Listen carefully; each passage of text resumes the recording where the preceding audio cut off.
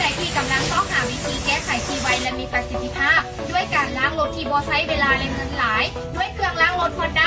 3,800 วัตต์เป็นทางเลือกที่สมบูรณ์แบบสำหรับทานด้วยความแห้งกันน้ำสูช่วยกำจัดรอยเปื้อนจากขี้ฝุ่นขี้ตมและน้ำมันช่วยให้รถสะอาดเงางามประหยัดค่าไฟฟ้าและน้ำมันด้วยการออกแบบที่ประหยัดพลังงานลดค่าใช้จ่ายในการนำใช้ปกป้องสิ่งแวดล้อมเฮ็ดเรียกแบบเรียบง่ายบ่มีเสียงดังรบกวนการนำใช้ยาวนานวัสดุคุณภาพสูงเครื่องล้างรถ Honda 3,800 วัตต์เป็นทางเลือกที่สมบูรณ์แบบสำหรับทานด้วยการออกแบบที่กระทัดรัดเหมาะสมสำหรับการใช้งานและเคลื่อนที่ง่ายสำหรับครอบครัวและสถานที่ก่อสร้างสามารถปรับความดันน้ำได้ตามความต้องการสามารถล้างรถจักรรถใหญ่โรงงานรถสวนและอุปกรณ์เครื่องใช้ในเมืองอย่าพลาดโอกาสที่จะซื้อในมือนี้ทับสุดอุปกรณ์ฟรีทั่วประเทศทับการนำใช้ระยะยาวสนับสนุนด้านวิชาการ